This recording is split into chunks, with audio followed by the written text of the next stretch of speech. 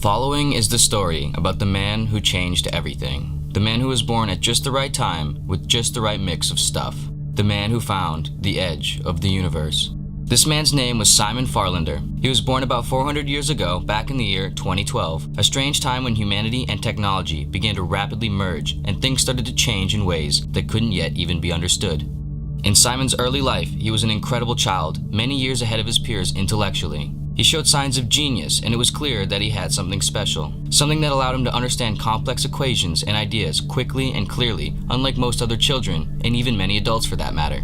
Although Simon was treated somewhat uniquely as a result of his advanced intelligence, he still had a nice, ordinary early childhood. His parents treated him how any young boy should be treated, and Simon and his parents were extremely close. They would go out and explore the world together and made efforts to ensure that Simon felt normal yet engaged in his intellect. However, at the age of 8, something horrible happened to Simon. One of those moments that completely alters the course of one's life. A moment where the curtains pull back a tiny bit more than they should for where you are sitting and reveal something that forever changes your perspective on the show of life. At the age of 8, Simon's mother contracted a rare stomach virus on an overseas business trip. Over the course of the preceding several weeks, Simon watched his mother lose all of her body weight while doctors frantically tried to figure out what was wrong with her and how to fix it. As time waned and doctors' efforts continually fell short, Simon slowly watched his mother lose her soul. Right in front of Simon's eyes, his mother died. When his mother passed, Simon looked to his father and asked, "Where does Mom go now?" His father responded, "Well, she's in a better place now. She's in heaven." Being the inquisitive and intelligent young boy that Simon was, he asked, "But what's heaven? And how is it better than being here with us?" "Well, it's peaceful. It's somewhere way up in the sky past everything. Somewhere right at the edge of the universe," responded Simon's father. In Simon's youthful optimism, he took this very literally. He believed that this edge of the universe was a real place that, if he could find it, he would find his mother. How could it not be real, after all? His father told him it was, so it must be. And so, Simon decided in this moment that he would find it. As Simon grew older, he began to mature and his intelligence began to form more lucidly. He would soon realize that no one, including his father, had any real clue as to what they were talking about. That no one knew what was going on, who anyone was, where anyone came from, or where anyone was going. Simon found this lack of understanding infuriating. How could no one know what was going on? How could even his own father make such claims? How could everyone just act like they had it all under control and make stuff up to try and cope with the fact that no one really does? Simon refused to accept this. Simon refused to play along with the ruse. Instead of being like most children when they turn into young adults and let their youthful hopes and dreams die, the dream Simon had about finding the edge of the universe was a dream he continued to sustain. Only now he refined it and pursued it intellectually. He made it his life's mission to research and understand the conditions of the universe and the meaning of life, to find out what all of this nonsense was about, to see if his mother was still out there somewhere. Simon would embark on a career in physical cosmology, a field concerned entirely with the structure and dynamic of the universe, its source, and its ultimate fate. This undertaking deeply excited Simon. It got him up early every day and kept him up late every night. Through his late teens and early 20s, his enthusiasm combined with his blossoming genius got him into an Ivy League college and an amazing PhD program. After completing college, Simon went on to join a major leading research organization. Every step along the way through school and his career, Simon would learn a little bit more about the laws and theories of the universe. Every step made Simon feel a little more hopeful and excited. Hopeful and excited that there was something new and incredible to be discovered. By the year 2043, Simon had worked his way up into a lead role in the research organization. At this time, the company was developing a mission to the planet Mars with the intent to create the first ever interplanetary research group based on another planet's surface. Simon was assigned the lead of this mission. For Simon, this adventure yet again rejuvenated his hopefulness and excitement for life. The idea that he would be one step closer to the edge of the universe, one step closer to touching more truth. This kept the fire burning inside of him. Once on Mars, Simon led the research team that would mine the landscape seeking discoveries and looking for resources that could be of practical and theoretical use to human life. As more and more time would pass, Simon would prove to be an incredibly successful leader and was responsible for many discoveries that dramatically benefited humanity. Simon's hopefulness, intrigue, and success became a major factor in humanity's inspiration to continue forward into the cosmos and explore several other new planets thereafter.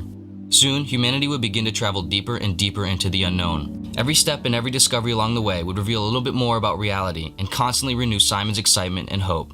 Like blindly putting our hand into a box without knowing what's inside, the deeper and deeper humanity reached, the further the anticipation and excitement built. But the question remained, how far could we reach? What was at the bottom of this box? With a longer life expectancy than ever before as a result of new technology and medical treatments, Simon's ability to maintain intellectual momentum and continue leading humanity further into the cosmos exceeded far beyond any possibility of the past. And Simon wasn't going to stop. Over the next many years, Simon would go on to become the most intelligent, innovative, and profound individuals to ever cross humanity, a super genius as some might call him. As technological, theoretical, and medical advancements compounded even further, humanity's understanding about the universe unfolded more and more, all the way up until humanity became a Type 3 civilization. A civilization that possesses the knowledge of how to use and control energy at the scale of its entire host galaxy. And it was, of course, one of Simon's discoveries that allowed this to happen. In the year 2330, Simon discovered a method of using a galactic nucleus named Blazar as an energy source, which would bring humanity into Type 3 and provide it with interstellar and interdimensional travel capabilities. Simon would become a sort of supreme leader in this new order of the universe, determining the places humanity would go and what it would acquire, build, and use within the universe. And most importantly to Simon, for the first time, he now had the ability of finding, if it existed, the very edge of the universe. Some more years passed and Simon would find himself on the furthest planet in the furthest galaxy away from Earth ever inhabited by human. While on this planet, he noticed something in the distance. A strange wall of light unlike anything he had ever seen before. Dissimilar from the isolated light of a star or a black hole, this light appeared more like a blanket covering the entire viewable space in its direction. A wall where the empty darkness of space met parallel with an intense pure white light. Simon pounded with excitement and hope for what it might be. After probing the wall and finding no retrievable data for what might be on the other side, it was determined that it was significantly risky to travel up to it. Simon decided to do it anyway. After all, he did not make it this far by not taking risks for the sake of his curiosity and excitement. Simon took off towards the wall. As he got closer and closer, the reality of the situation began to overwhelm him. He knew fairly well, based on his research and understanding, that if there was an edge to the universe, it would have certain characteristics. And this appeared to have them. As he approached, the light became more and more intense. Simon arrived at the face of the wall. The light nearly searing his eyes, he reached out to touch it. It was hard, like a glowing concrete wall with no give and no apparent entry. Simon looked in all directions along the wall. It went on for as far as his sight would allow him to see. In this moment, he realized this was it. He had found it. The source of all meaning, the place where we all come from and the place where we all end up. The edge of the universe. And Simon realizes that it's nothing. Just the end. Not peaceful, but not peaceful either. Just nothing. Suddenly, Simon loses all of his excitement, all of his hope. The end of the game. Simon won, but just like the video games he played as a child, the prize was nothing more than a completed game disc he no longer had any interest in. Simon realized how foolish he was. That the whole time, it wasn't the source of all meaning that he was chasing. It wasn't the edge of the universe. It wasn't heaven. It wasn't even his mother. It was hope. He was merely chasing having something to chase. A game to play. Something to strive for. But just like a dog chasing its tail, what he wanted, he had all along the way. For an initial moment, this devastated Simon. But then, he was happy. Simon returned back to the civilization of humanity that was eagerly awaiting his return to hear news about what the Wall of Light was. When Simon returned, they asked with great anticipation, "Is it the edge of the universe? Is it heaven? Is it the source of everything?" Simon looked at the crowd and thought to himself for a moment.